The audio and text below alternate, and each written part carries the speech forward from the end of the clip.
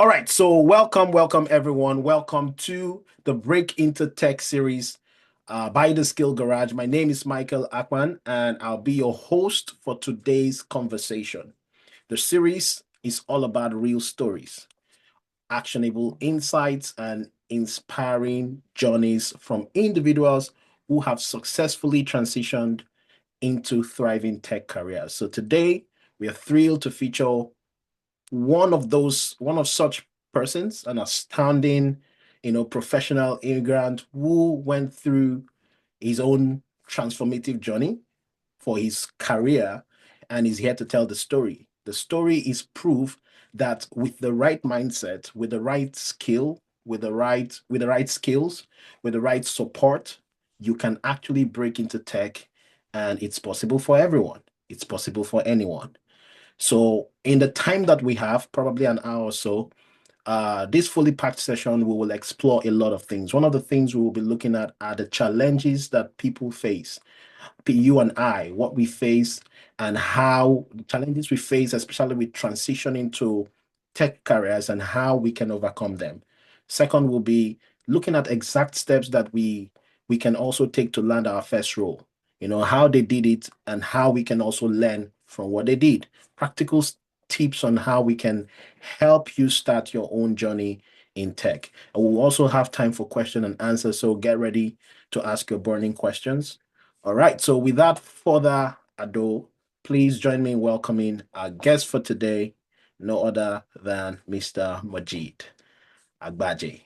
All right. I think that's where you all will give up what they say. Mr. Mojeed, thank you so much for being here. Thank you for, you know, uh, accepting our invite to be on this session. I really, truly do appreciate you, being on the call today. Just give me a minute, just making a few things here, and boom, there we go. All right. So thank you, Mr. Mojid, for being on the call. We're going to start with your story, what led you to pursue a career in tech, and we're going to be asking you a few questions. Hopefully, we have one or two persons here on this call that can actually take what, you will be dishing out today and they can run with it. It's interesting when we hear people's story. I remember last year, one of our students was actually on a call like this. And little did I know that there was another person in the audience that was actually and keenly listening. Because sometimes we don't know that the things that we say on calls like this actually go a long way and they do have their own effects. He was talking about how he put in a whole lot of effort in making sure that within 10 weeks, he could land himself a role, which he actually did. He did get a job in 10 weeks. In fact, not one job, he got two roles in Maryland, USA in 10 weeks. Now, there was somebody in the audience who was also from the USA and said, if this guy could actually get this thing done in 10 weeks, he doesn't have two heads. I can get it done also in 10 weeks. But little did I know that she had even told herself that she would actually get it done in 4 weeks. Now, she's hyper performed, took the advice from the person we had on the call at that time, and then she ran with it. And in 4 weeks, she landed herself a 120,000 US dollar, role in the US. Okay, so we just might be having somebody in the audience today that may just be motivated by your journey. And you are one person that I have. I don't want to preempt it. I would tell them, because you were one of those candidates or one of those persons that I loved your enthusiasm, I loved your zest, I loved your passion. You were different, and it showed in everything that even up until date, because um I know you've grown way, way, way more than where you were 3 years ago, 4 years ago. So we're here to enjoy that story. So let's start. So can you tell us a little bit about your background and what you were doing before you transitioned into tech? Give us a little bit about your background. Okay, so let me start with this. Michael, am I allowed to go very, very plain? No sugar coating. No sugar coating, please. Be plain. No, don't try to. And that's what this is about, right? Honestly, to be honest with you, that's what this is about. Tell them how it is. All right? Because we don't want people coming in with false expectations. Does that make sense? Yeah, Because and that's why we are doing this. We don't want, I haven't prepped you to say anything. All right? So definitely. go ahead and give it to them the way you want to say it. All right? Okay. So Yeah, go. fine. So let's Okay. start with again the question. Tell us a little bit about your background and what you were doing before you transitioned into tech. Okay. I got into Canada 2022 July, actually. And before then I had over 9 or 10 years experience as a university lecturer in Nigeria. I was in medical sciences. So I was lecturing human anatomy and cell biology. So I So that's probably been my background, being in academics for all my year. I had this little bit of tech stuff, a little interested in them, but nothing was actually aligned to any of this. So I came to Canada with my family, me, my wife, and a kid. And when we got in, we're even still being owed almost 6 months salary as at that time. That was 2022, coming From into back home, Canada. right? Lecturer. Yeah, I can exactly. So it relate with you was because I'm also from that background, right? I also have the background of the lecturer from the University of Uyo, so I kind of relate with that. Okay, go ahead. So it was extremely, extremely hard. We had to probably put in all our funds together when we got the PR and just landed in Canada. And I can tell you for a fact, our first month's house rent was not even paid by us. It was Mm. paid by, we borrowed it for that first 1 month. And immediately I got in, I was so hungry. We were so not hungry like food, but like I need to succeed. I can't just hold back. There's nothing holding me back. And my first role in Canada was a night auditor in an hotel. So I got into the hotel, everything about them. I wasn't there. So it was easy for me to grasp the whole system one way or the other. Then right after 3 weeks, I was sacked. I wanted to run mad. Like, are you joking? A So wait, university lecturer. so hold on. You started working in a hotel as Yeah, as a front as desk, more like a night auditor, like a front desk a front officer. desk. Oh, and then you got sacked. This was just where you could make small change.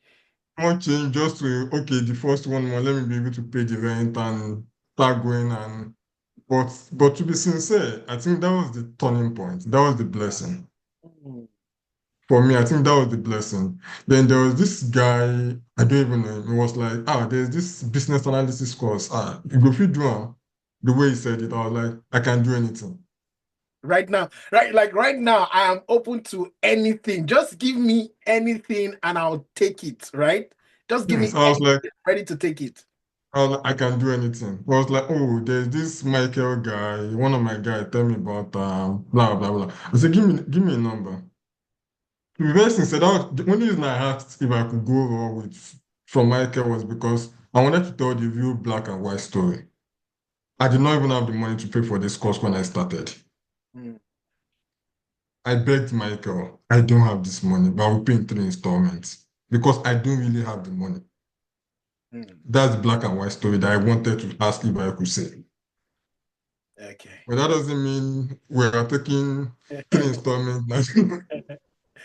But that was the truth. And that was how it all began. And it was very hard. My wife got a job and we started, she was able to pay the rent at a point. Then when I started the whole course, I was so hungry. I was not willing to start with 2 years experience. I wanted to start with, I did not want to lose a year of my experience in Nigeria. So I went straight deep into learning anything and everything. Michael was teaching, I was learning, I was reading other things. I was so hungry. All right, let's I was so let's let's hungry. let's pause there. We at least we've been able to see, because why that part, why what you said is very, I love what you said, and I love the angle from which you said it because it's very relatable. is very relatable. If I can unmute a number of people and they tell you their experience coming as immigrants into Canada, US, the UK, Europe, they'll probably have similar stories.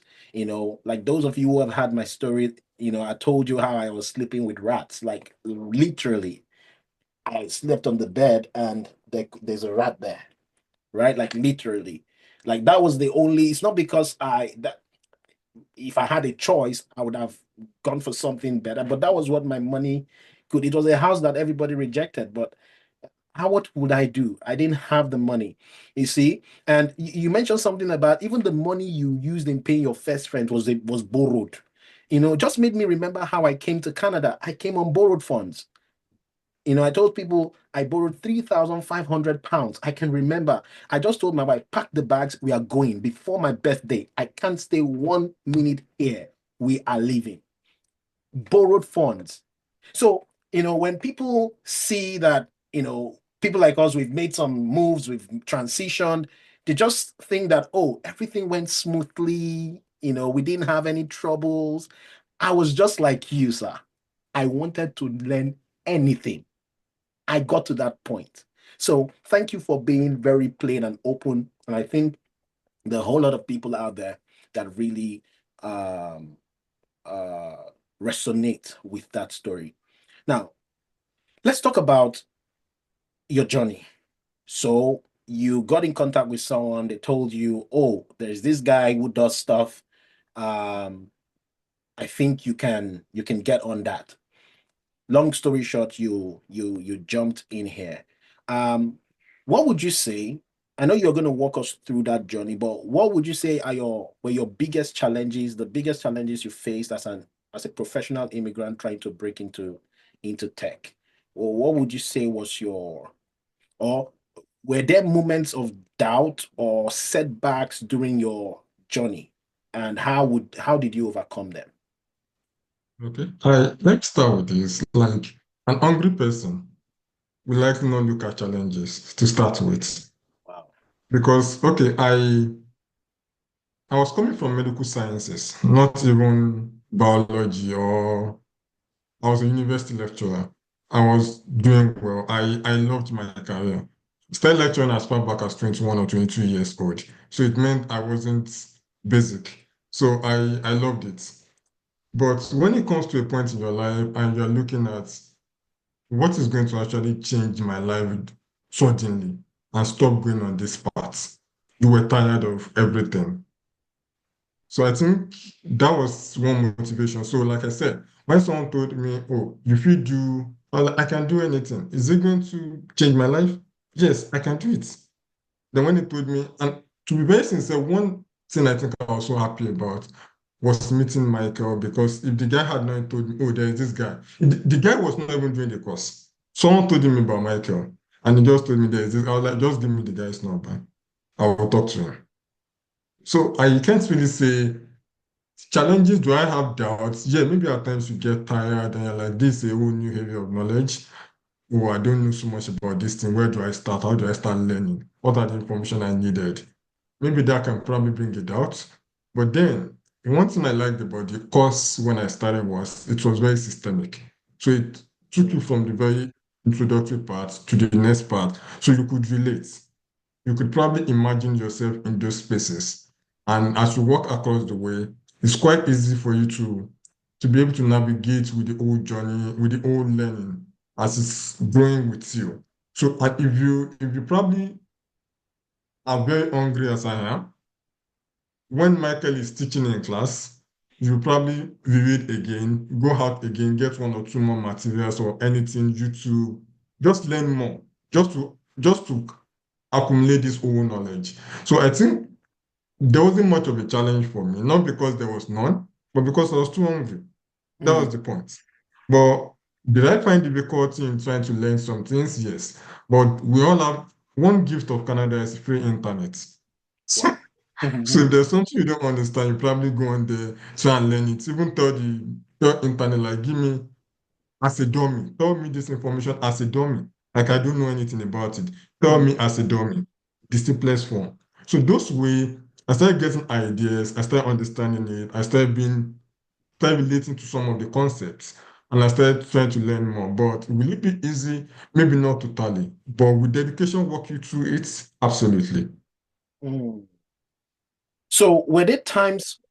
So thank you actually for that. I love the fact that you were able to help us understand that it's not a walk in the park. That even being making this transition, however simple we may say business analysis is, or whatever it is that you transitioned into, it wasn't a walk in the park. There was a whole lot of effort you had to put into the whole thing, and you had to do extra. You had to go the extra mile. Now let me bring out something which is very funny, but not really funny. I think I kind of understand why you were awake all those times. I remember that I will always meet you online. You were always on LinkedIn. Is it that you were on LinkedIn? I would see you online. If I message Mojeed 1 a.m., I'm very sure he's going to respond.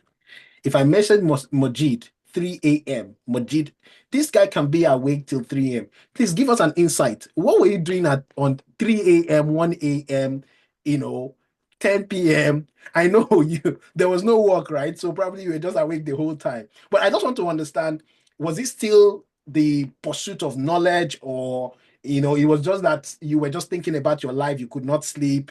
What exactly? Because I want to get into your mind, because they don't know the extras.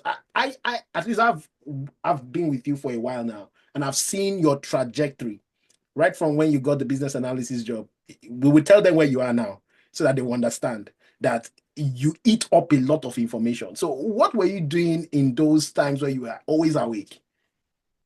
Okay, let me start with this very funny vision. So when I started business analysis, I needed to know what is the basic knowledge I needed for Hmm. a role. So what I did was I often go to job descriptions and map them out as must have, should have, could have.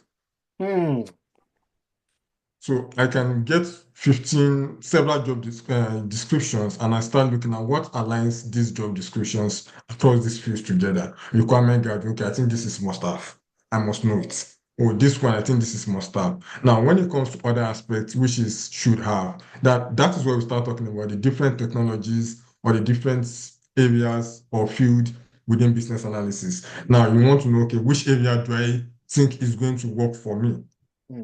That I can start looking into learning more about that area that I think I might be able to speak better on. Now, that is where your previous background comes in. Michael must have said this several times, I'm sure. He says that always. Now, that's where your previous, it means you don't need to lose your previous experience.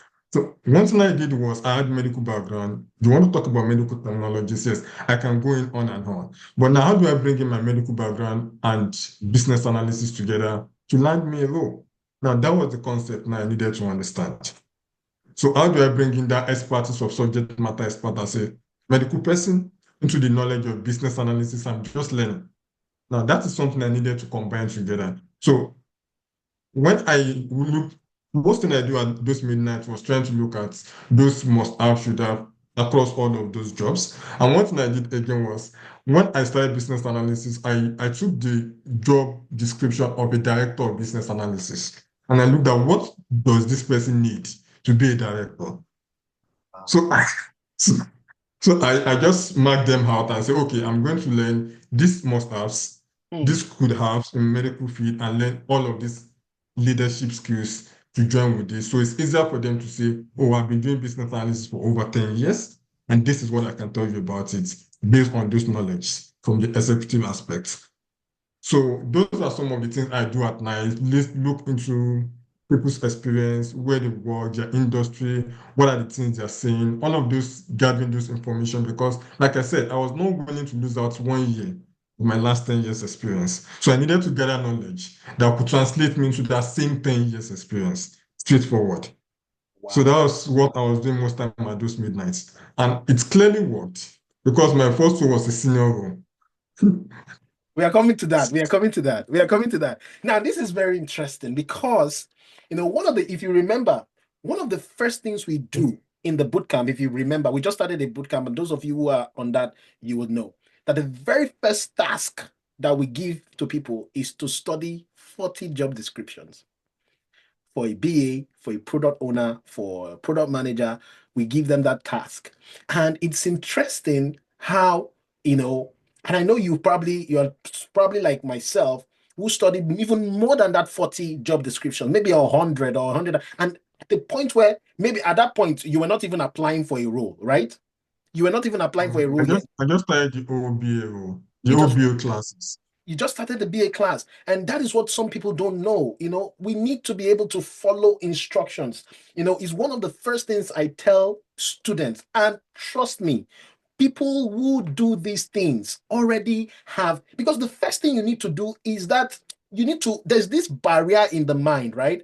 You first need to be able to help your mind to think like a BA, to see your destination. Most people don't understand this. It's a mindset game.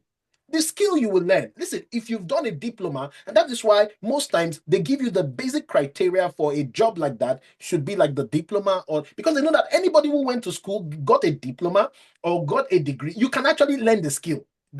It's a given. You can learn the skill. If you actually went through school, the skill is not a problem. But it's the psyche. Sometimes it's the mindset. So, starting with looking at what you want to become. Maybe they're not Bible students here, but it's the same principle that Isaac used when he wanted to be cheated out of his, on the farm. He got them to look those sheep. He got them to look. That's the thing about vision.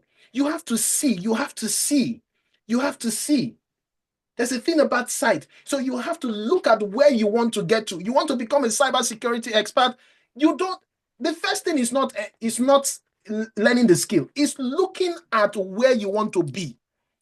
Go through those job descriptions. What are the things you may not even? And I'm guessing probably you didn't know all of the job descriptions. They sounded strange to you. Some of them actually sounded strange to you at that time, but you were writing them down. Yeah, definitely. Went through Yeah. the class, you were now beginning to see how things were lining up. And you were like, you'll be the most excited. Why? Because you had seen it before. You see? And that's what we tell people.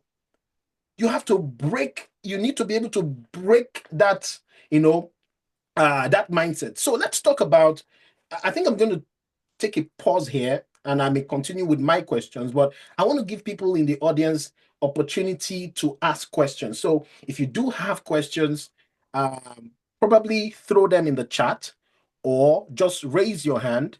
For this time, I will take two. Take the first two questions. Maybe you want to ask Mr. Mojeed, something that has been burning in your heart because he's very much someone who has gone through probably the same thing that you are going through or that you will probably go through. So maybe you have a question or two that you would like him to address. Please, you can just, put your hands up and I can unmute you, or you can write your questions in the chat. I'll be looking at the chat and then I can read your question out. So if I see that in the next 1-2 minutes, I will definitely ask your questions. But if I don't, I will continue with my line of questioning. So anyone with a question, please do so now. Do so now. All right. So you went through the course, you know, learned the skills, you did the project. You talked about, I think let's talk a little bit about this thing you said about being able to take what you did previously and marrying that with the role of a business analyst. Can you talk us through a little bit about how is that possible? Because somebody might just be thinking that cannot be possible.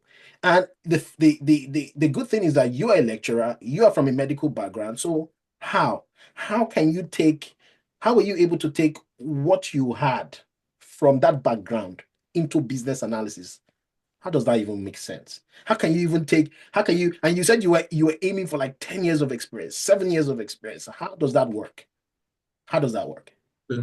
Just to clear this part first. Now, at the point when I started doing the OBA classes, I got a warehouse job. So it meant I'm probably going to go to the warehouse in the morning to I was taking 3 buses Hmm. and 3 buses back. So probably at that night you see me, I get back home probably at 9 p.m. and I probably jump on my desk again to work to probably 3 a.m. That's why you see me online at that time because I've just probably gone back from the warehouse and I'm trying to just catch up on what the lecture was on the Tuesday or the Thursday that I could not attend.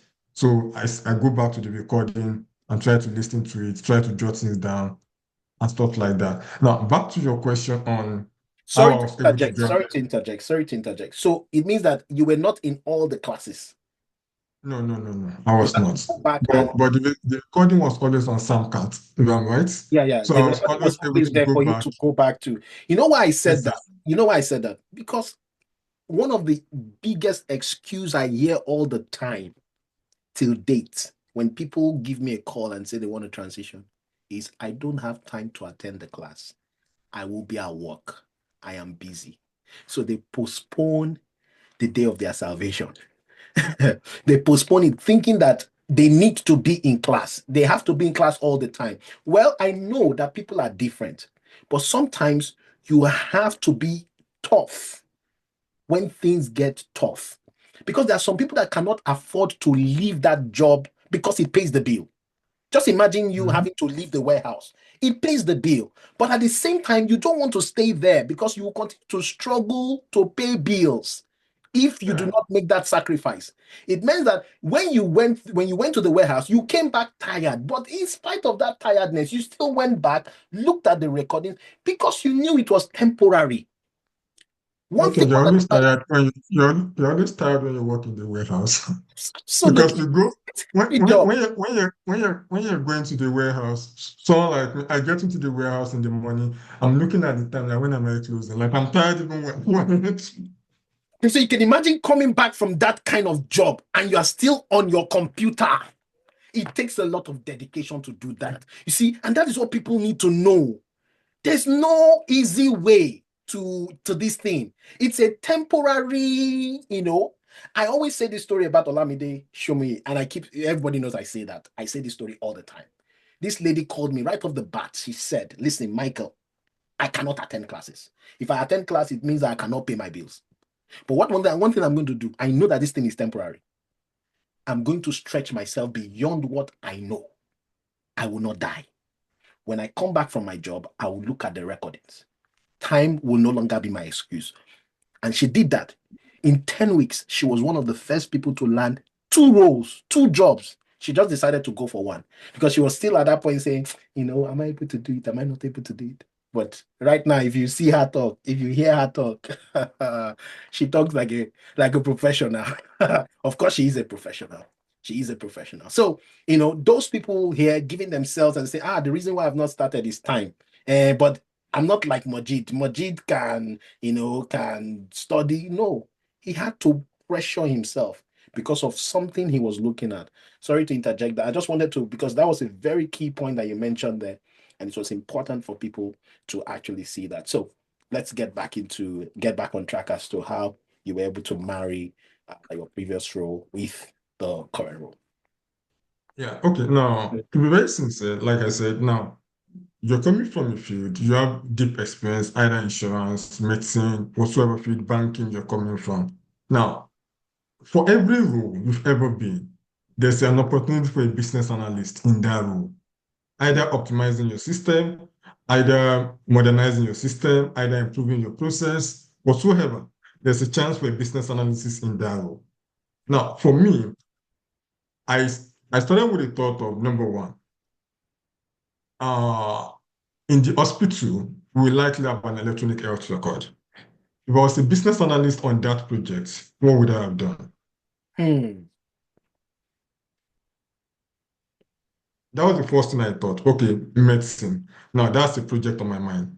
Then the next thing, okay, in academics, lucky enough, it was the same time we were working with Michael on the school guide websites and all of that. So that also had a way of me bringing in my academics knowledge with the business analysis into improving that skill guide website and student portal and all of that. So that also accumulated. So with that, those two alone were two projects on my resume that I could speak to easily. I will bamboozle you even as a professional, as an expert, because I'll speak more on the business analysis side and go so deep into the medical side.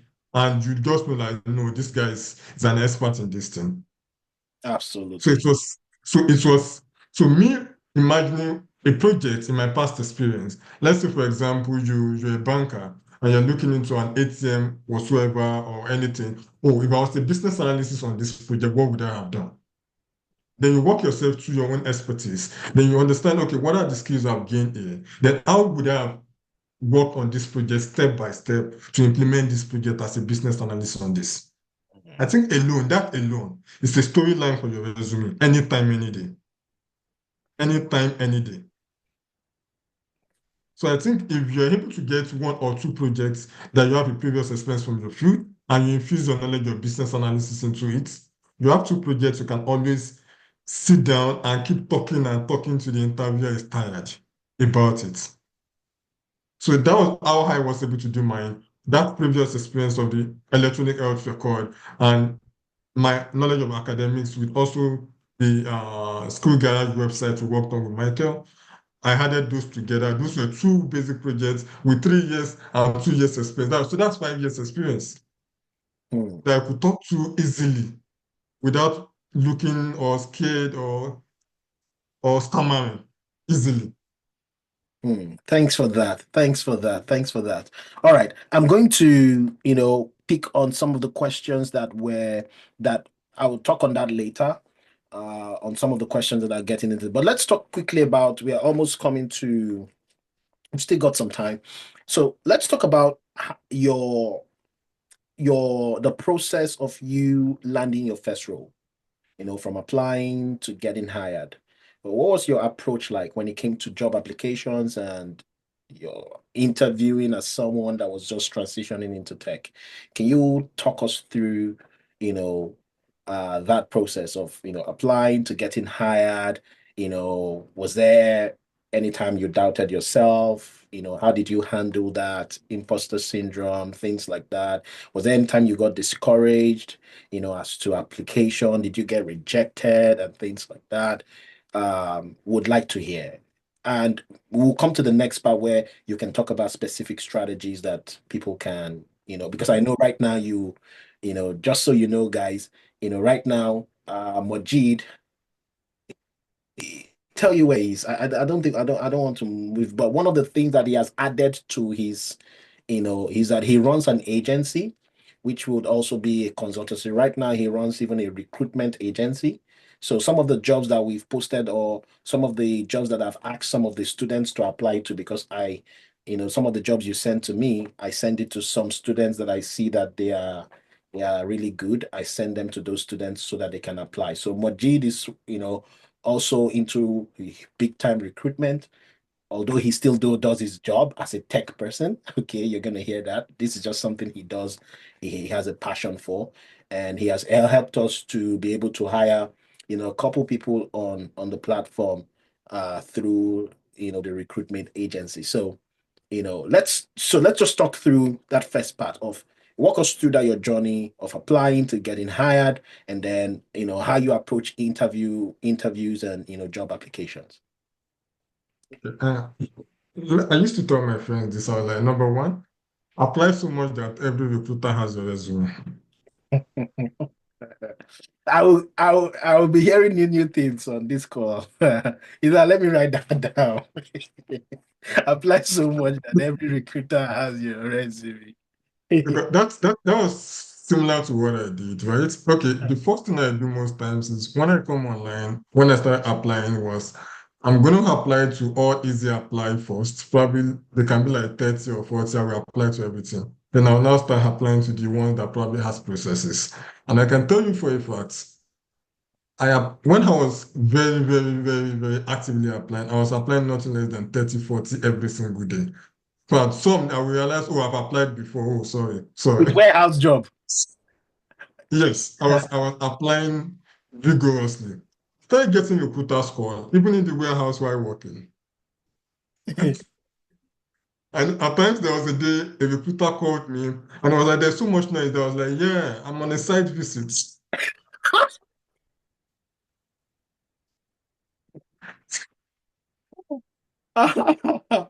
Site visit indeed. So you got a call in the warehouse, an interview, and they were hearing the old basketballs at the back. And then And you, even at times I probably take one that's being iron smart on shirt. your feet, eh? That's being smart. There was a time I even had to take some shirts. I always have one corporate shirt in my bag, and my laptop was always in my bag going to the warehouse. Because at times during my break time, I probably have this short recruiter score, this short interview right in the warehouse. I know my boss has called me once or twice. And I'm like, what are you doing? I'm like, it's my break. I can do anything. Why are you asking what I'm doing? It's so one thing I used to tell people is just don't stop applying. And I used to tell someone, I've never gotten a call from a job I totally think I so qualified for. Repeat that, repeat that, repeat that, please. It's like I've that. never really gotten a call from a Repeat it. job I thought I'm so qualified for. No, So I've not. you've never gotten a call from a job you thought you were completely qualified for. I've Wow. not. Listen, guys, this is throwing gems here. And this is what we tell them. This is what we say. You don't have to be 100% qualified to apply to the role. I was actually doing a job where, in fact, let me say this, let me just drop this. I was actually doing a job where I know you, Mojeed, you probably would have heard this because I say it all the time. I was doing a job where they needed to get somebody for that role, and then they put the job description online. Ha! I looked at the job description. Even me, I was shocked that this is what I was doing. Because if I was the one applying, I wouldn't have been able to apply based on the job descriptions that they had there. So, guys, sometimes it's about, I've heard a recruiter say, sometimes we just want to see who is bold.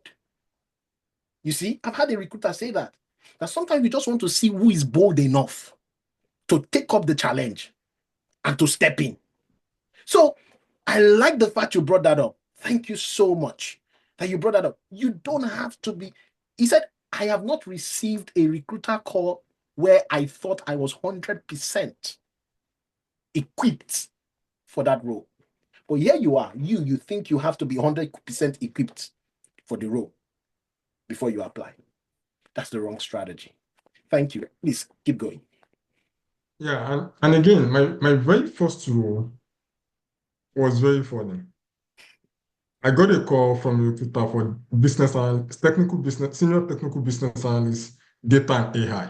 I was like, I never even studied business analysis, now data and AI. Okay, so your first role was senior technical business analyst, data Data and and AI. AI. Yes. Okay. And sincerely, I wasn't even into data to even start with. So I don't even know what they saw on the resume. To be very sincere. Now, I submitted it, the recruiter called me. I should do something on the resume. I was like, oh, this thing does not even get close to what you have in this job description. You bugging me.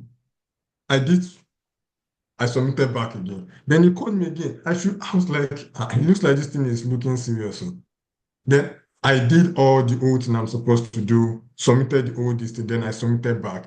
Then I think I was on my way to the warehouse in the morning. Then I saw a mail for an interview 2 days later, 2 days interval. I'm like, is this a joke? I don't even know anything on this. I just applied for just applying sake. Just applying sake. Like You I were not wasn't even applying, I expecting was just applying in my normal random application, like apply for anything and everything. Then when you get called, then you start preparing for that field or that technology of interest. Then you start studying for that seriously. it.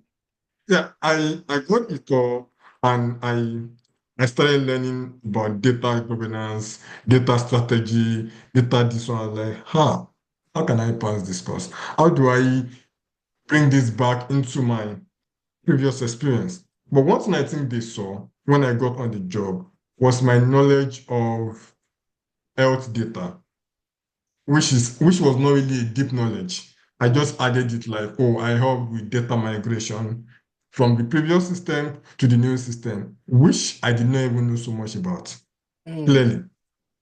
So they felt, okay, if you have a knowledge of data migration, then you understand data governance, then you understand privacy and security, you understand compliance. I think that was where the whole interest boiled down from, which I did not really know, but I mm. got to know on the job.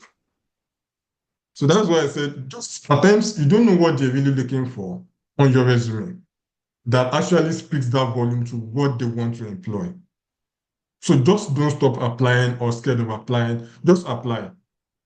So this is a Clearly, very good. Sorry, were you done with your? I thought you were done. yeah. Please you can So go. this is a very good segue to Greg's question.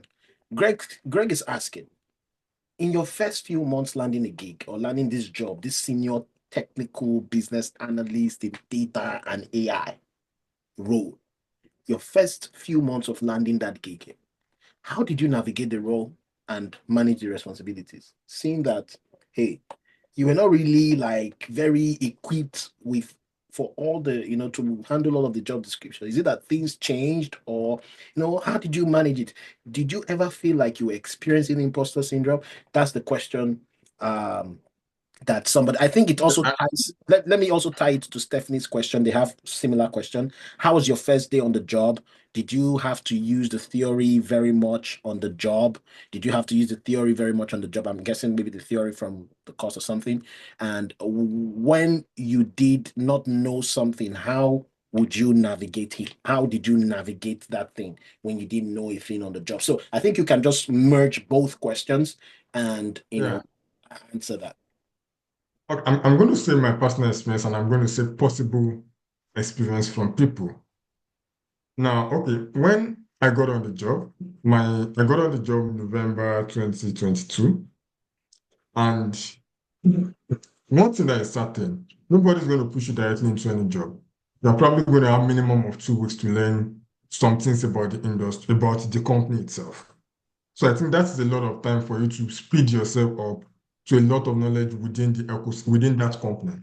Mm. Asking them for information, asking them what are the recent projects, can I understand your previous processes? Is there a document I can actually look to understand what's happening? What are the projects you have?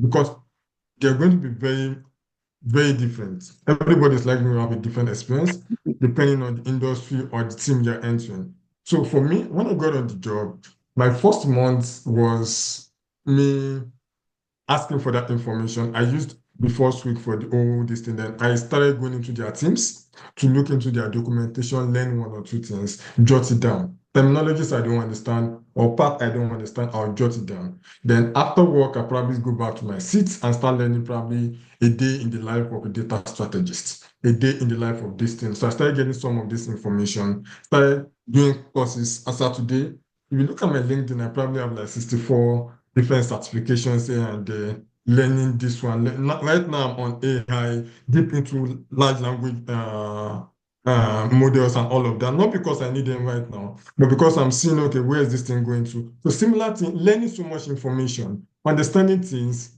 are very, very essential. So your first few times on the job, a lot of people will be willing to answer. You don't need to ask like you know so much. You are supposed to be receiving information at that point, Pause not again. acting like Pause. an expert. Repeat that thing. Repeat that thing you just said. That the I last. said your first 1 or 2 weeks on the job Hmm.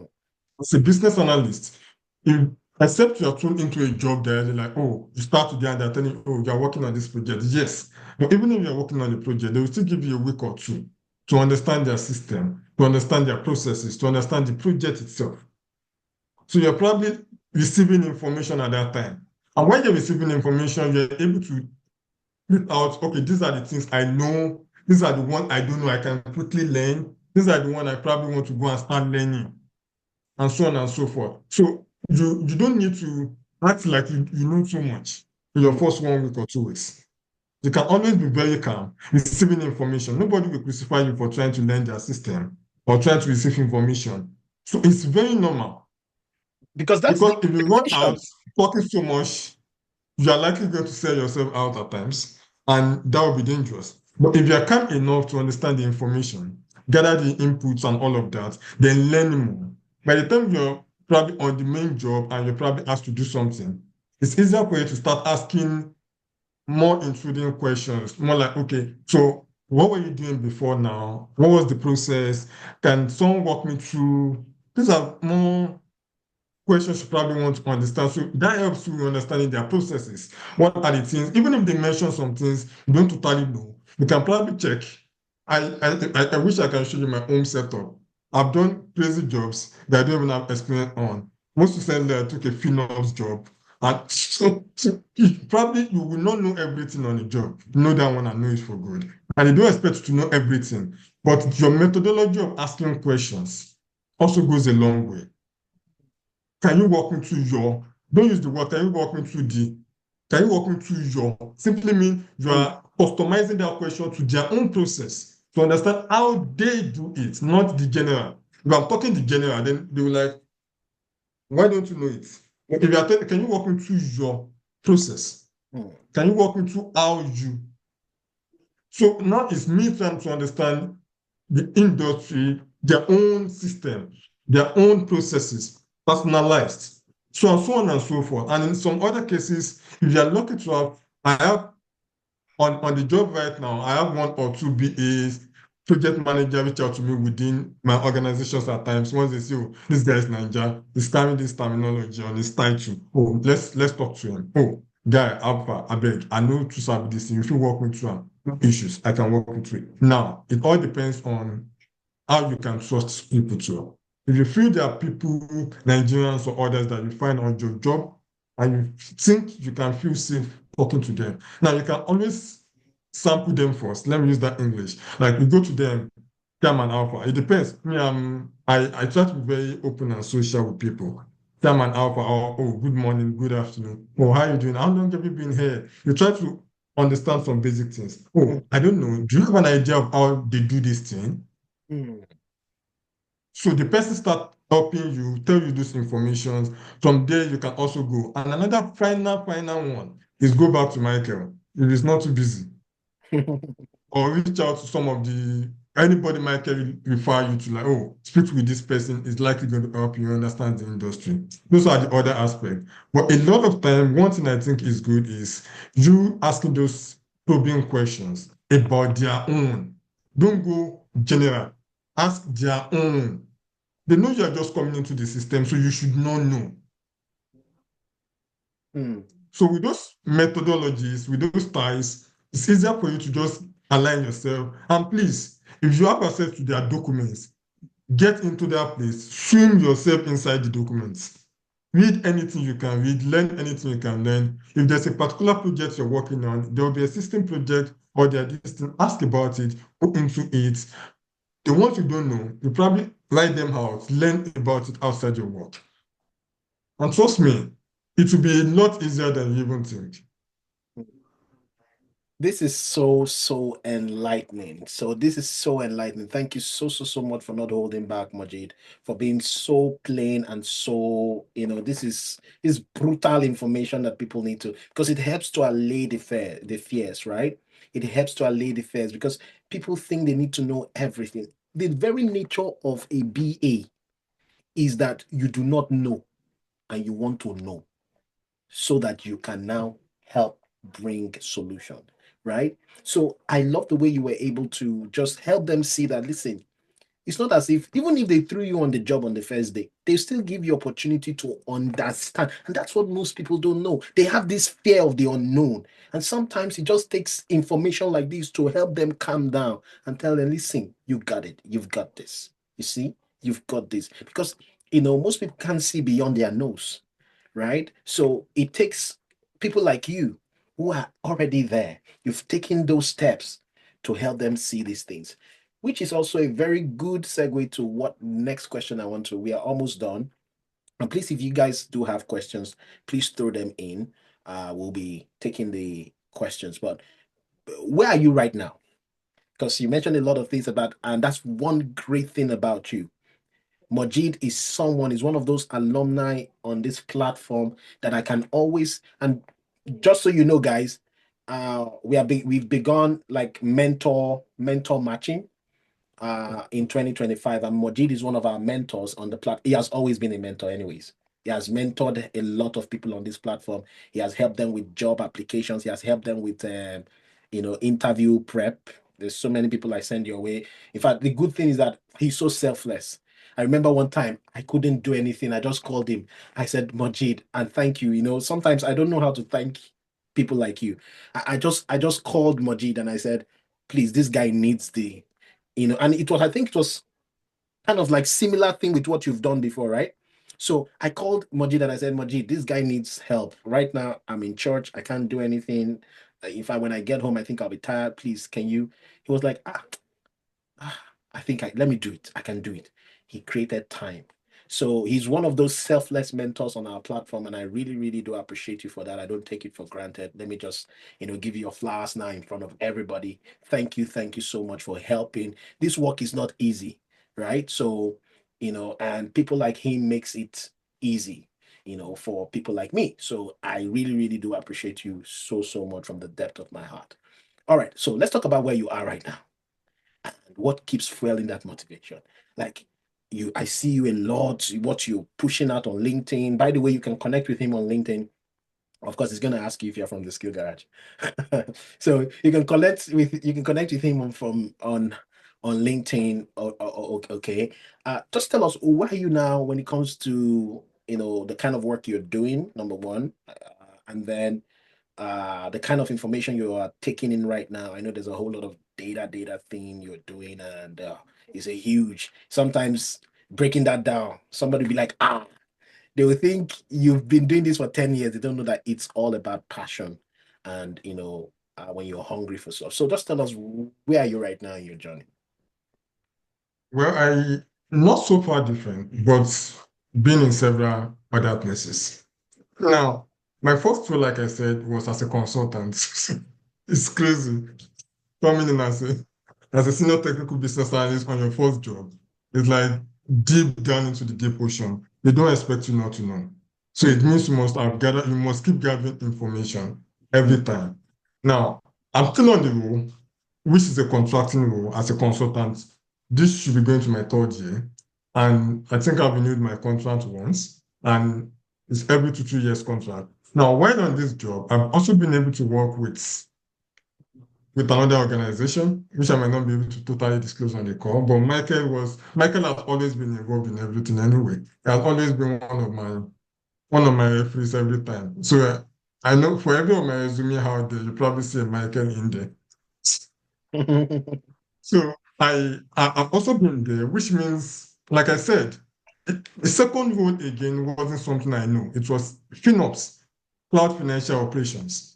I didn't know so much about it. I started learning about it. That also put me into learning so much information around cloud management, cloud distinct, cloud financial operations. And right now, I'm into more of the large language models, into the RAG, that's retrieval augmentation, generation, all of that. So a lot of information here and there. Because for me, I'm looking at where is my journey as a BA, where is it going to? Am I staying ahead of the curve to ensure I am not just saying, oh, this is where I am, data and AI, and I'm stopping there. But how am I able to come in as an expert to say, oh, I can talk to you about cloud management. How are we ensuring we are considering cloud? There's this thing everybody probably must have heard, which is they call it DevOps. But right now, there's what we now call DevSecFinOps, which is looking into development, security, financial operations. Now, financial and operation, how are we looking into that? So I want to be able to say, okay, I can talk to you about development, I can talk to you about cybersecurity, which I'm also working on. So I don't need to have a deep knowledge of all of this, and I'm not the expert. I just need to have a knowledge enough to be able to navigate that landscape if I've ever jumped into it from any interview point. Mm, Now, that is one of the reasons why I said you don't really have to have the whole knowledge. You just need to have sufficient knowledge for an interview at times.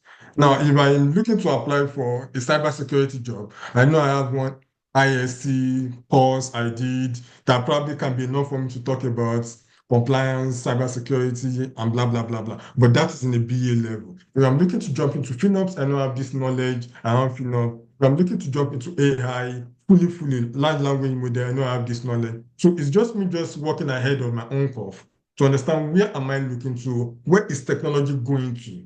How am I ensuring I am not left behind and Mm, I'm still within that knowledge space to ensure, okay, if this thing is moving now, I have the knowledge to push my resume. If mm, this thing is pushing now, I have the knowledge to push my resume. This is one of the things that keep me a lot awake most times, trying to ensure, okay, I'm ahead of this. But where am I right now? I'm still within my course. I started my own company, which is a full consulting firm. Now we start with the vendorship part. The other consulting aspect is starting later this year. I'll be bringing Michael on for one of these seminars like this too. But now I am not coming into the training aspect. I'm coming to the main business, trying mm. to consult for organizations and this thing, which I will really be looking to Michael at times in situations to probably bring some of the students on board if I'm able to grow to that point where I can now start having students to work as intern on some of these projects we collect from governments and all of that. I'm really hoping I'm able to grow to that point. That's the vision. That's the wish. I've told him about it. Yeah, I so think we earlier talked this year about we it. had a conversation. Thank Yeah. you so much So for that. Yeah, thank you so much. When we were talking about it at the beginning of the year, like I still keep in touch very much with Mojeed. We were talking about this very much at the beginning of the year, and I told him, "Oh, Mojeed, we are also starting something like this. We want to have you so that you can encourage a lot of people because people think, okay, let me do business analysis and that's it. Me, I still bought a course about $3,500 at the beginning of the year. So I still don't know why somebody would think, okay, you did BA. Oh, yeah, let's stop there. I tell people the more the merrier when it comes to tech. Business analysis is just a very easy start point for you to enter. Doesn't mean you have to stop there. Does that make sense? It's a very easy point, and that is what we do. It's a very easy point. So don't think that, oh, you're just here. Yes, you're going to make the money. You're going to be a BA, you make money, but you can actually see that. And yesterday I was telling the students about, I don't know if it was your said Yisa, another guy Yisa, because normally in the class I always encourage people to also start their venture. I started, I was teaching them about MVP. You don't have to wait for everything to be. Yisa started his business. He started his business. There's Ayo starting his own thing. So, how, and it's just this knowledge. There's some of the things we said in class then. There's some of the things that we did that you'll be able to use to build these things together and put these things together. People don't know. They think it's just okay, business analysis, let me get a job. But there's more altitude. So thank you, thank you, thank you for that. Somebody's asking, must you have CBAP certification before you can get a BA role? sincerely, I did not have when I started. I did not even have one certification. One paid certification I did not have. So all I was doing was free learnings, Enter to be very sincere. IBM design thinking enterprise. Exactly. I've been fitting exactly. Yeah, exactly. I did not have one. I did not have one. I was having things like LinkedIn, presenting technical information with stories, speaking confidently and effectively, change management foundation, all are free courses. Free But there course. are things, all are free courses. Speaking confidently and effectively, managing projects with M365, all those ones are free courses. I did not have it. But does it mean it's not needed? No, I would not say that. But Mm. does it mean it's essential for you to get a job? No. In a No, world where school starts is getting a job as your director, repeat that. In a world where I said where school starts, high school level directors, hmm, you, to be sincere, I think all that is mainly the issue here is your experience. How are you able to speak about what you've done before? There are jobs that they specifically ask for feedback. Yes, but a lot of time they are consultancy roles. in A lot of fact, time they are consultancy in roles. Canada, if you are in Calgary, if you are in a place like Calgary, Saskatoon, okay, no, Saskatoon, somewhere like Saskatoon and Saskatchewan, most of the jobs that they have there's more like government related, jobs. So most times you just see that they'll put that there as CBAB is an asset, right? And most people Mm-hmm. take that and run with that. Even with that, you still get a job. But for most, Yeah. I tell people on this platform to be truthful. And sometimes people think it's just marketing. I wonder why they think like that, but I don't blame them because these days it's hard to trust people. Because sometimes when people have paid money somewhere, they give them all the lies, and it's hard to then begin to trust people again, right? Especially when they give you promises. There's this funny thing I want to add, Michael. To be sincere, you will not need that super learning on your job. It's very different. It's Very just a different. certification. If somebody will be asking me, they'll be asking me, is your training according to CBAB? I'm like, CBAB is ideal gas. We are talking about real gas here. You are talking ideal gas. There's no That's the truth. CBAB on the job. Yes, I have CBAR. I did it. I think I did it last year. I did it last year. To be sincere, I was reading it. I was way more confused. If I had not started this job when I did CBAR, I would have been more scared. To be sincere, but you can. This is not to scare you. You can go in and read the CBAR, then compare with the real life knowledge. It's, They are and not totally the same. So I'm not saying you should not get it. I have it. I have I'm it. not saying you should not get it. I have it. But do I really use that on my job? I can't remember a lot of things in the CBAR, to be sincere. But I can remember the skills I use every day. I can remember some of those basic requirement gathering, understanding how to draw flow charts and all of those things. Every other things you do, the whole documentation, solution design, architectures, and all of that. Yeah, I can still remember those ones because those are the things I do on the job.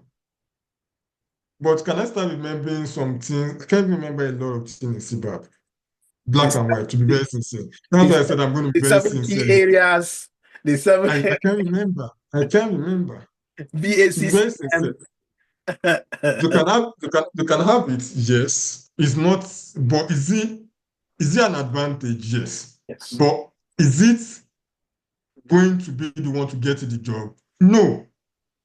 Is there an advantage? Yes. Will it be the one to get you the job? No. So, So guys, don't get it wrong. If you can and if you have the means to, please do go for a certification by all means. Please go for one if you can, right? But do not go with that mentality that the CBAP is the reason why you're not going to get a job. Like I've always said, more than 85% of the people who get a job on our platform actually got a job before they actually got a CBAP. I remember when I told my supervisor that time, that was about 5 years ago or 6 years ago, and I told my supervisor I wanted her to referee for me for CBAP. She was like, "What's the CBAP?" I said, "It's one BA certification." She said, "What do you need it for?" I was shocked. She asked me that. She said, "What do you need that for? You do your job properly. What do you need to?" In fact, it's like she didn't even know what CBAP was. I said, let me just do it because I want to teach people, and the people I want to teach, these guys, they want to see CBAP. They want to see that you know CBAP or you do, And that was the reason, to be honest with you. That was the reason why I went for CBAP. In fact, let me shock you. Coach Olu just got his CBAP last year, the end of last year. Coach Olu just got his CBAP, just end last of, and he's been doing wonderful job. He's a senior BA. He's been working for more than 5 years. I mean, he's been doing this without a certification. He just wants to do it so just to fulfill all righteousness. So please don't think that the CBAP is, but it is, it's going to be go for it if you have the means to. It has its own advantages. Okay, it has its own yeah. advantage. um Somebody said, how do we connect with a mentor this year? Everybody on the bootcamp is connected to a mentor, so we're going to be speaking to the mentors this year. Is one of the new things we've started, and that's why a lot of things are going to be changing. So, but sometimes when you come for this interview prep and we are not available, we get to push you to the mentors, and we are building a mentor platform right now as we speak. I was one of the UK projects. The UK group actually they are building that mentor platform. So and then we are looking forward, Mojeed, to the consultancy, so that at least we can have our people coming on board once things begin to, get very strong. And probably maybe one of these days you come and take us on a mini course on cloud and stuff, right? So that yeah, so that people can also expand and move into those areas with the foundational knowledge that they have. We'll charge them, don't worry. We'll tell them to In fact, a lot of the cloud courses are free. Microsoft Cloud Fundamental is at 900. You can take on Microsoft Learning. A lot of these courses are free. You probably take the courses, is the certification that you probably have to pay 50% for. So just, there's a lot of knowledge out there that are a lot free Mm, if you're willing to put in yourself. As of yesterday night, I just applied for NVIDIA courses on large language learning. It is free. So many of these organizations have free courses. And those are some of the things that actually solidify your expertise. So when you're talking about some of these things and they see some of this on your resume, it looks like, oh, this guy is good. CBAB is generalist. But these days, even BAs are going into specialists.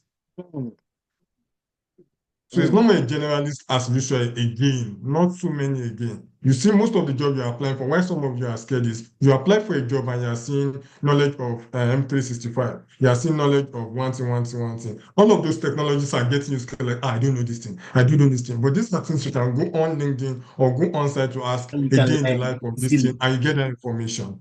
Or Easy. probably learn what are the basic things about this thing that I need to know as a business analyst. You have to ChatGPT, you have all this information. It's going to Mm. give you the information. You are going to look a little deeper, form a story around this, and jump on the interview. All Please right. don't be scared. Majid, I just want to because we've had you for long on the call. Um, let me see if there are some questions here so that we can begin to round off and then we can look forward to the next episode and bring in the next person on the call. And honestly, it's been a wonderful time with you. Somebody's asking, do you find every day is different on the job or does it become a bit repetitive? Let me say this: your job might be different from mine. Some BAs are employed as operational BA, which means you are on the job, a new project comes in, they dump you there. Another project comes in, they dump you there. Another one comes in, they dump you there. And another one can be you are just managing a technology or you are managing a project end to end. So it all depends on how you're being brought in as a BA. For Mm. me, it's operational. So today I can be working on warehouse. Tomorrow I'm working on data mart. Next tomorrow I'm working on marketplace. Upper month I'm working on something else. So for me, it keeps evolving. But there are guys I know who are my friends that they brought them in for system modernization. They're on that system modernization. They're working on that end to end. And that is the end of that project. Again, they can probably start on that one. Or if it's a contract, it ends. Then so Move to it all depends on on the types of ways you're coming in. So it could be operational and it could be project based. But would you say that the basic things like the wheel, what wheels the whole job, right? In terms of like the basic things you do, like elicitation, documentation, stakeholder management, and all of those things are things that you would definitely do on any of these roles. Definitely, they look forward to you to do a number of things. They look forward to you to even document something you've never documented before. Hmm. So But you meaning must learn to document it. wait. Document something you've never documented before. So that leads me to Yes. something about documentation I even taught yesterday. So meaning that you may not even find a template online for that documentation. You have to No, speak to the audience based on what you want to communicate, right? exactly. So Hmm. it's a lot of information. You probably have to start asking, okay, one thing I do on my job a lot of time, you give me information, I do what I call the meeting and work. So you give me information, I take it in, I do a first draft for you in 2 days. Then we start working from there. And you see I've been able to put an effort. Then I get back to you, then we start looking, oh, we don't need this information. Okay, we start with that. Okay, what do you think we need? Then you start getting more information on what do you think we need? What should I add? What should I not add? And this and this and this. Then at the end of the day, your role is to satisfy your stakeholders. Hmm. So if you like, take a template from somewhere else, it can be as useless. But Hmm. if they are giving you the information they want to see, then that is the expert. Simple. So it's as basic as that at times. Okay. Let's take these last two questions. I think I'll skip one because we've talked about how do you translate your experience as a warehouse. No, we've talked about that. So I think you should be able to figure that out.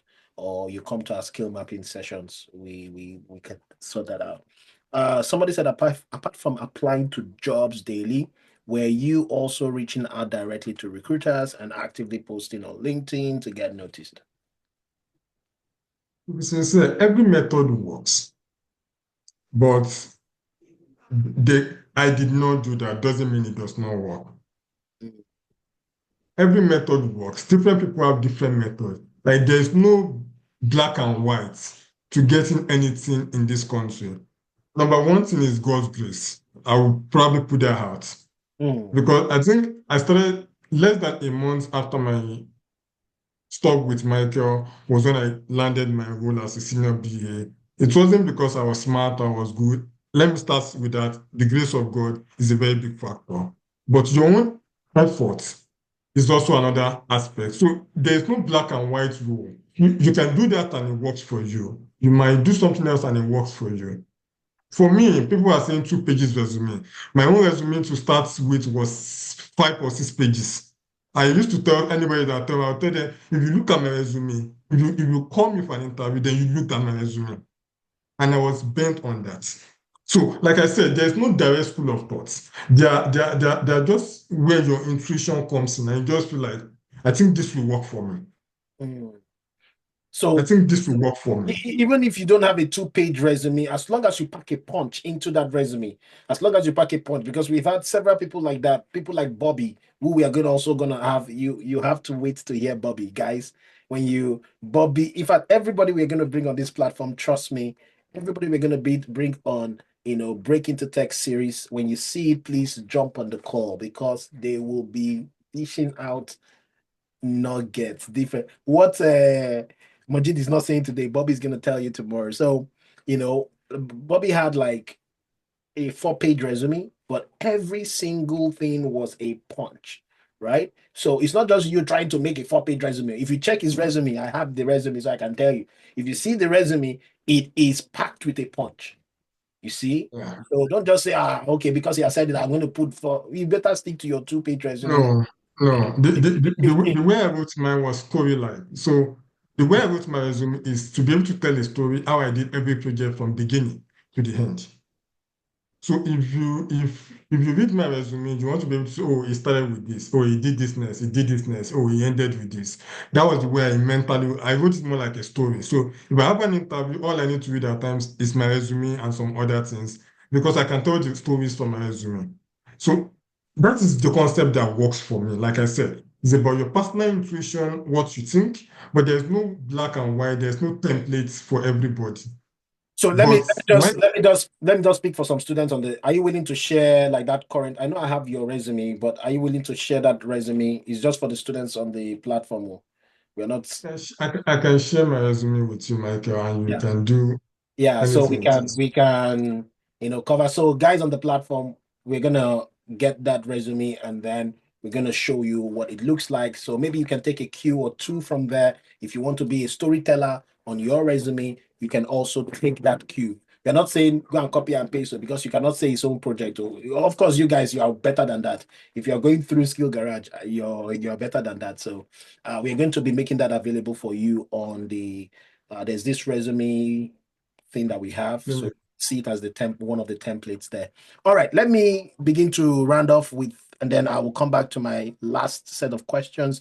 Somebody said, I am in Canada, although new, but I observe that it is tedious to get even a response from applications on LinkedIn and Indeed.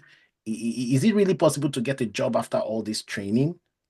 But there is somebody that got a job after a training. So I don't understand the question. Maybe you want to say something about that. Is The somebody truth is, everything is they need to possible. be encouraged. Just everything is possible. Just keep applying. Don't stop applying.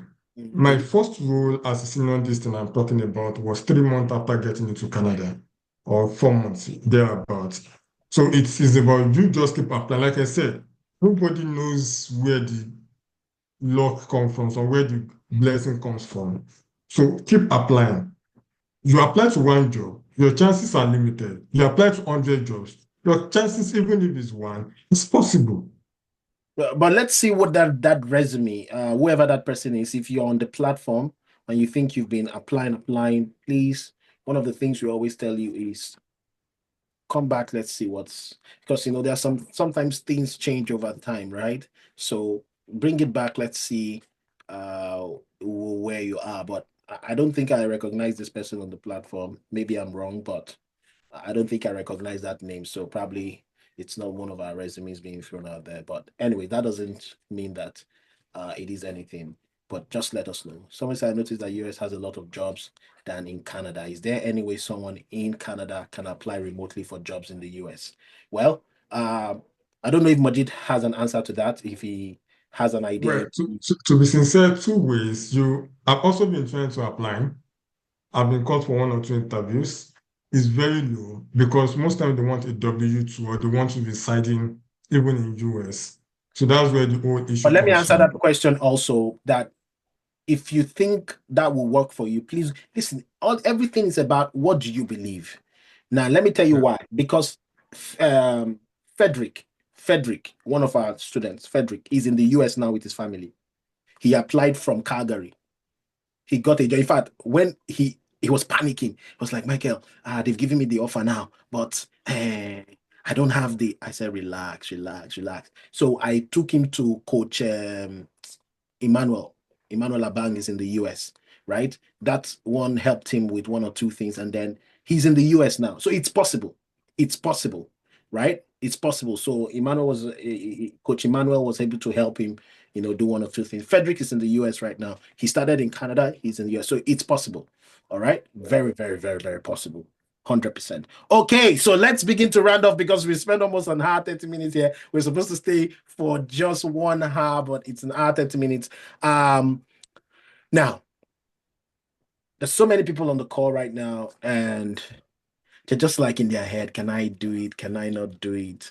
Uh, Looking back, these people are probably, a shadow of your pre-tech self, right? Your pre-tech self, or someone feeling stuck in their current career. What advice do you have for them? For that person who is stuck in their current career, they do not really believe that they can get this done. Uh, or okay, so let's look at two sets of people. The ones who have not even started. There's this doubt in their head. Can I do it? Can I not do it? Is it possible? I have bills to pay. Will I be able to sacrifice the time? The money is too much. In fact, all these training people are there is scam and all of this. If I pay this money, will I? There's that set of people. All right. There's that inertia. They've not even moved. They're still, and then there's the set of people who have started but they're discouraged. All right. What would you have to say to them before you leave? What will be your final words to them? How would you encourage them? Okay. I will start with a personal self to say, are you satisfied where you are? If you're not, then just put yourself in the case of a motor vehicle. For a motor vehicle to take you from point A to point B, the engine keeps grinding, the tires keeps moving. It's not easy for that car to get you from that point A to point B. So it means a lot of things have worked in within the engine, within the tires to get you to that point. So the same thing is talking about you. Never claims to be. When you moved from Nigeria to Canada, it wasn't because it was fun. It was because you wanted something, more success, more personal growth. You wanted to achieve something, have a better future for your kids. Get a motivation for yourself. My motivation was poverty. I was not making enough. And I needed to make enough. I'm the first child. I needed to be something. Mm, So that hunger alone was a reason for you to keep going. And to be sincere, no one says it's going to be easy. Manage that expectation first. No one said it's going to be easy. And that being said, please put in the hard work. Just look at the where am I going to? What do like I said, when I started, it was I looked into the resume of a director of business analysis. That was my thinking, which has changed over the time. Which has changed over the time. But now, where do I want to get to? Will it be easy to get there? No. But can I get there? Yes. Please, for people that have not started, start. When you start, a lot of things will be challenging, a lot of things will be very hard, but please don't stop. It is achievable. I have done it. I know a million people that have done it. Nigerians, Indians, any country, any culture, a lot of people have done it. And every single day, business analysis is one role I think AI might not be able to take out Hmm. because they still need a human interface to any technology. So if you are scared about what that holds, I just told you. I've seen several jobs AI will collect. This one AI will do. I've not seen business analysis there most times because they still need that human interface to every aspect. So it means it's a viable role for you. So do you need the hard work? Yes. Please, please don't stop. Look at the reason you're starting and don't let any other thing demotivate you from getting to that goal. Is all I can say. There is no motivation apart from the one you have in your own mind, which is the purpose for that move. That thing that made you think, oh, I want to start this thing. Any other thing apart from that thing, it will always come like, oh, I don't think I can do this thing. Oh, I think I'm tired. Oh, how am I supposed to come back from work? These kids are crying. My wife is nagging. My husband is tired. Everybody, nobody to help me. They'll always be there. But ask yourself after 4 years or 5 years from now, will you say, oh, I wish I took this step harder. Oh, I wish I made this step last year. Oh, I wish I did not stop this course. And Hmm. as much as that, please don't stop applying.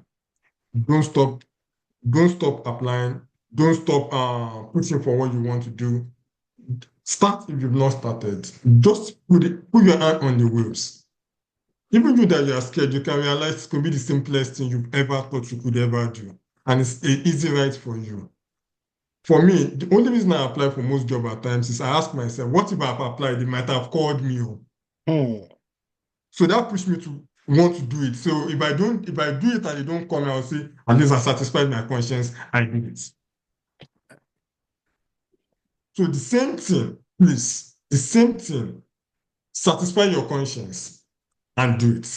Start. You never know what the future holds, but you know what to plan for your own future. So please, let's just start. Put your hands on it. Don't stop. Keep putting the hard work. It will always pay off. I can tell you for a fact. It will always pay off. But in 3 months, after getting a good offer, you will ask yourself, like, you will remember you had sleepless nights. Let me tell you that. No ugly truth. In 3 months, you will even remember you had a sleepless night. The money will be okay. Let me just one last question. Please, how did you feel when the first amount of money, that first cash, how did it feel when it landed in your account? Michael, I was a consultant. So the first thing I entered, joined all my earnings in Canada in that 4 months, was not to one. Wait. All your earnings in the 4 months that you were in Canada was not even It up was to not to one one. thing that hit. Just One. the first, and they The paying you first one. bi-weekly. They paid you bi-weekly. No, mine was monthly because I was a Monthly. consultant. It was consultant. Okay. So it was the first one. I was like, I was awake You're 12 like, a.m. you're I like, was awake. I just saw the alert. Then I was like, babe, you see, you're like, it was just is like this a me. The dream? first time I was like, are they paying me for this thing or is it another thing? It could be because sometimes you'll be like, wait, I don't understand. Are they paying me for this what I'm doing or did I do another thing I'm not aware of? That's I was awake at that midnight and I was like, my wife, I saw the alert. I was on the couch. I was just laughing. Like, are you serious? Like, is this for you? So at times, right, that alone will not stop you from learning the more because you want to be relevant in the field. You want to keep earning. People earning way more. And what I was earning even back then has almost doubled again. And I keep looking like, okay, then it means I can get more. Then it keeps, I can get more. Then those are some of the motivations that Mm. keeps driving me as a person. Money is a big motivation. Let nobody tell you otherwise. It drives me a whole lot. I don't want to go back into earning less than 300,000 as a lecturer, one going to senior lecturer in Nigeria. I don't want to keep doing that. So that alone, those motivations, I have families, I need to, a lot of those motivations. I'm the first child. A lot of things were motivating me beyond just this thing. And how do I stay relevant is keep learning, keep knowing, continuous improvements. So can we say that So one job gives you anywhere between 120 and 180? I just want to put the range there. Just one job give you between 120 and 180, right? When you look at it from a Canadian perspective. yes, yes, my first role was paying close to 160.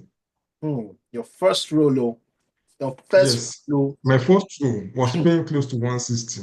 So at the time I had to be about, it was mind blowing. So let's Let's just just, leave it at that. and Let's when I joined the vendorship, the contracting and everything, so everything coming together, like there are a lot of opportunity in the field depending on how you want to keep pushing yourself. There are a lot of opportunity depending on how you want to keep pushing yourself. I was making the first one where I was like, oh, this is very possible. When I got another one, I asked Michael, I don't think I can join the two. I stopped. Then later on, I pushed, then I got another one. I was like, okay, I think I'm confident enough. I could handle the two. It's not going to be easy, definitely. Then that one, then I was like, what if I stop making money today? Can I get something that is residual? Oh, let me go into vendorship consulting. People will be working, I'll be making something irrespective. Then I tried that one. Then luckily enough, that clicked again. I made some things from there. Now, at the end of the day, you start combining all of this income together. There are reasons why you will keep staying hungry. You keep staying hungry, keep learning the more, keep pushing yourself the more. It is not going to be easy, but Mm. will it be worth it? Absolutely. Please, So for absolutely. those of you who are already mapped to Mojeed as Mojeed is your mentor, that's those in the January cohort. Um, count yourself lucky. You're going to learn a lot from this guy. And of course, all the other people we are bringing, you don't even know what you are in for in year 2025. We're just starting our Beat series. We call it the Beat series, which is Break into Tech series. It's called the Beat series. We'll give you access to be able to see this again. For those of you who missed some part of it, Majid actually dished a lot. So at this point, we're going to be calling it a close. Thank you, thank you, thank you, Majid. Thank you for, sharing your incredible journey with us today. The story, it's not only inspiring, but also filled with practical advice that I'm sure our audience will find invaluable. To everyone that is watching, please remember no matter your background, breaking into tech is possible with the right skill, with the right mindset, with the right support. I believe that you can actually do it. So if you're ready to start that journey, we are here to help you. We help you. Would love to help you take that first step. Check out our programs at the Skill Garage. Connect with us for more resources. And thank you for joining. For those of you who have joined, I've just thrown in our WhatsApp. You would see somewhere around this. Just thrown in the WhatsApp community. Please join our community so that you can keep up to date with what we are doing. And then you can also book a clarity call. For those that are new students, please book a clarity call just in case you still need one or two clarification. Of course, we can help you with that. All right. So thank you. And I will see you in the next episode when we bring another, of our wonderful. So to make 160K as your first salary as a breaker into tech is very possible. So let me leave you with that. Thank you again, Mojeed. I really appreciate it. I feel like I just wish if it was not technology, I can embrace you right now and say thank you so, so much. This is Oh, awesome. thank you, Michael. Thank you, Michael. Let me put it out there. I honor Michael a lot. Without him, I won't be anything. Without him and God, because like I said, I could not pay for my course. Hmm. I don't know what Michael saw. I don't know what he did, but I could not pay. I could not pay, and it was the one that was like, okay, join. You pay. I begged him, and he agreed. Without that single help, I I, don't know I, where I I would be. saw the I saw the I saw say that. There was something. It's you and somebody else. That person will also come on the call. It was you and somebody else, even at that time. I won't mention her name right now, but I saw the drive, I saw the passion. Apart from the fact that I clicked with the same background, you're a lecturer, you told me your story, you gave me everything, and I asked you one question. Will you disappoint me? Will you, come in here and you are like, me? And then the first week, second week, I'll see this guy online. I'll be like, what are you doing? It's like, oh guy, I'm looking at, and I'm like, I was so motivated. I was so happy that I didn't throw, because and we've done that for so many people, through the years. But sometimes some people will make you regret your decision, right? And sometimes people like you just make us so proud of actually taking that first step and believing in people. We believe in people. At the Skill Garage, we say changing lives one skill at a time, one person at a time. And that's what we intend to do. And you can also be a part of that community. Thank you so much, everyone. We're going to call it a close Yeah, here thank you so much. and look forward to a Thank great. you so much, everyone. It's Thank you, really everyone. nice to be there. Anytime, please reach out on LinkedIn. I'll be willing to support. So far from Mr. Michael, even anyone, to be very sincere, I'm very open to helping, to supporting. But like I said, I honor Mr. Michael a lot. I say it everywhere, and I'm Thank not you. shy to do that. Thank you Thank you so so much, appreciate everyone. it. I appreciate it. All right, guys, we are signing out. Thank you for joining the call. And please, again, get hooked to our community, also on Instagram, YouTube, so that you can, know when we are having the next episode. Definitely, we will be having this every fortnight by God's grace, or even more frequently, depending on the demand. Thank you so much, guys, and have a lovely night.